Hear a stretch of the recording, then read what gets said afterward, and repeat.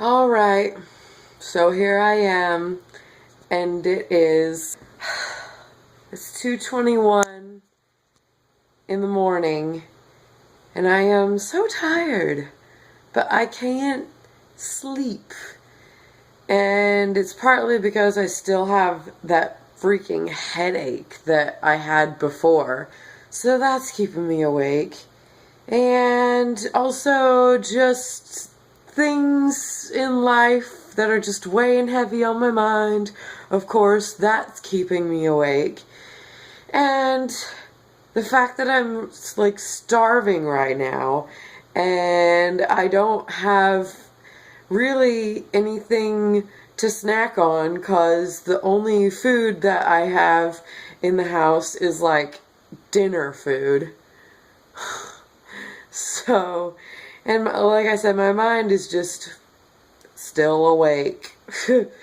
So I can't sleep, and it's been like this for a little while now. I've not been able to get to sleep and get like the kind of rest that I need. And I don't want to like take anything for it because there's a reason that I'm not sleeping, and it's psychological. So I would rather get to the bottom of it psychologically and actually fix what's in my brain rather than like just take some sleep meds and zonk out. You know what I mean? And I guess I feel like if my body gets to the point of sheer and complete exhaustion, it will sleep sooner or later. You know what I mean? So for right now, I'm just trying to deal. I'm just trying to sort through whatever it is that apparently I need to sort through. And maybe it would help if I got up and like rearranged the living room right now. Although like I'm tired, so I don't want to do that. You know, like I just want to lay down and go to sleep. Maybe if I put on a movie on the computer, and if I turn that light out over there, I will get bored and exhausted and fall asleep. Maybe. I don't know. Well, happy 4 a.m. to you all. I'm still awake. Oh my goodness. And then when you're awake for this long, your mind starts to do the cray-cray. I just like keep hearing things out here, and then I get like all freaked out. I gotta stop doing that. I have a vivid imagination though, and it runs wild with me. And I still got this headache. It's still raging on. I'm still starving. So what I did was I just decided to just get up. And I just decided to go ahead and make myself my last bowl of soup, which I was saving for like lunchtime tomorrow, you know. I suppose I still have like some lunch food that I can like eat, so it's not a big deal, but just stuff like that. This is not like midnight snack worthy material, you know. And then I fixed myself a nice glass of water here just in case I am dehydrated, because I did not drink any water yesterday. I just figure there are circumstances beyond my control, and in that situation I think the best thing to do is just go ahead and make sure that I'm taking care of myself. This right here. Doing what I need to do for this. Oh my god, I hope I can get to sleep. Good morning, tubers. Oh my god. So I finally got to sleep last night at about like 5 in the morning. It just sucked. I mean, you guys saw I finally decided to like tape whilst my insomnia was setting in, just to like let you guys see a little bit of what it's like for me. Eating something to at least get rid of my hunger and drinking some water to possibly fix any dehydration that was going on that was maybe causing my headache. That worked. Like, my headache stopped, my hunger stopped, and I was finally able to concentrate on getting a full night's sleep. Well, not really a full night's sleep, I only got like 5 hours. Well, that's better than some nights. So I woke up to some news this morning. Apparently, there's flooding again in Nashville. I can't even explain how that makes me feel. There are no words right now. I was in Nashville for the first flood in the summer of 2010, and it was so crazy and surreal. At the time, I was working at Joe's Crab Shack. The flood dumped about 6 feet of water into Joe's Crab Shack downtown. I remember I had just gotten kicked off of the bartending schedule at Joe's Crab Shack because I had a really terrible boss. He kicked me off the bar and had blamed it on liquor costs, saying that I was, you know, overpouring or something like that. And then the ironic thing was that the flood happened right after that, and we lost all of the liquor behind the bar. All of it. So that was the funny, ironic thing that happened there. I remember it started raining. It rained for 3 days straight without stopping. It wasn't like regular rain either. It was like coming down in sheets, so thick that you couldn't even see the hand in front of your face. I remember the interstates flooding over. People like couldn't get out of their cars. That was on the second night of the rain that was happening. And then by the time the third night rolled around, First Avenue, right by the river downtown, started flooding. And I remember watching the news, and there was a news lady with like water around her ankles. And that was at night right before I went to bed. I was definitely worried because I was like, well, Joe's Crab Shack is 2nd Avenue, you know? And I just happened to be wearing a Joe's Crab Shack t-shirt today. How funny is that? And then I woke up the next morning and I thought, well, better check on Joe's and see if they got any water damage. I called and there was a busy tone. So I was like, well, that's not good. So I turned it on, and right away Channel 4 News popped on with a shot of Joe's Crab Shack under 4 feet of water at the time. And this was when the waters were still rising. So I was like, well, I'm not going to work today, or the next day, or the next day, or the next day, or the next day, or the day after that. The flood was definitely a turning point for me. Not only was my favorite city in the world underwater, people were getting hurt, homes were being lost, my job was completely underwater. After about a week or so, we found out that the insurance for Joe's had agreed to give all the employees paid vacation time for as long as it was going to take to repair Joe's Crab Shack, on one condition, because all of this stuff happened at a really unfortunate time, and they only had about a month to do all the rebuilding before the week of Fanfare. And Fanfare is huge downtown, in the restaurants downtown. You know, Fanfare is usually their biggest week. They had to get it ready before Fanfare. They were telling all the employees, if you agree to come back for Fanfare, then you get the paid vacation. And when I saw Joe's Crab Shack on TV that morning all flooded, I'll admit, I was like, well, I'm done with Joe's. I'm not going back. I'm going to find another job. And I couldn't find another job. So I ended up being like, oh my God, I have to go back and work at Joe's Crab Shack. There's no other way around it. I have no choice. It was the first time in my life where I got a taste of doing what I wanted to do without worrying about work and getting paid for it, you know? So it was a huge eye-opener I got to concentrate on my music so much more.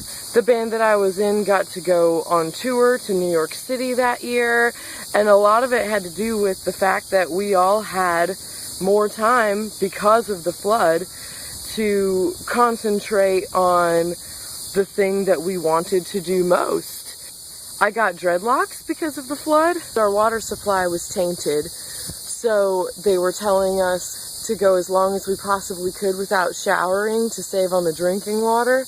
And I was like, well, I don't have anywhere to be because I don't have a job right now. I don't have anyone to impress because I'm just staying cooped up with Sarah and Miles, you know, and we're just working on our music. So I went about 7 days without showering. My hair started to get really greasy and matted, and I thought to myself, if I twist this front strand right here, I wonder if it would stay. And so I did. I tried it, and it did stay. And I was like, I'm going to have my whole head done like this, which was the wrong way to do it, so they ended up coming out. So the flood was just a real turning point for me in Nashville, and it's just something that I will never forget. And it's something that has always stuck with me. And even to this day, wherever I am, if it's raining really hard, I get nervous, even to this day. So I can imagine what it must have been like for those people in Nashville who were there for the flood last time, who were there yet again this time around. I'm just gonna say to all of my Love Train riders in Nashville, be safe, and we're thinking about you. I'm gonna go and see Sarah now, and we're probably gonna talk about it some more. So, I was just telling these guys that it's flooding again in Nashville. Yeah. Can you believe that? Well, kind of. Because the flood happened, and they were like, it's been 100 years since this happened. Guess we don't have to make any changes. Back to life as normal. It doesn't really surprise me that it's flooding again. That is true. Guess we'll clean up and just learn nothing. Back to life as always. Do. A friend of mine. Is that rain? Oh crap. Oh, it'll be fine. A friend of mine on Facebook posted this meme, and it was like, meanwhile back in Cheatham County, and it was this redneck in their front yard, and it was like flooded, and he was just like sitting in an inner tube with a beer in his hand, and I laughed so hard. I'm gonna have to post that meme at the end of this video for you guys to see what I'm talking about. That's like the one I posted when hurricane season was happening here, and it says meanwhile in Florida, and the guy's sitting in like an inner tube with like a dragon face, and he's just got like a bottle. Yeah. Yeah. But that was both a crazy time for both me and Sarah. And you guys were like stuck in Antioch. Yes, but we had beer. Yep. So we were fine. Seriously, it worked out. I got a couple days off. I drank beer and we recorded music. Right. Ah! Oh man, and all of us Joe's Crab Shack people during the flood, we went crazy during that time, man, because none of us were working. We were all like on paid vacation, and we were all best friends. So, oh man, there were so many drinking parties had. And wiffle ball. Oh god, yeah, wiffle ball. It was crazy. The flood, while some of it was hard, was actually like one of the best times of my entire life. It was like real tragic for some people. We just weren't those people. Yeah, we were just the people who, you know, we were lucky because our homes weren't affected and we didn't lose our vehicles or anything. The only thing I was affected by was that there was 6 feet of water in Joe's Crab Shack and I couldn't go to work. I couldn't get to the girls to Nanny in Nolensville. Yeah. Because there were houses floating down the interstate. Yeah. So I stayed home. There was a house floating down the interstate. I remember seeing that on the news. It went right by Bell Road. It went right by. I'm so glad that you're doing so much videoing when my hair's like this. I think you look very cute. So we're on our way to the show, and there's that annoying dinging sound because the car's running with the keys in it and the driver's not here. We're here at Ralph's, or not Ralph's, we're here at Richard's.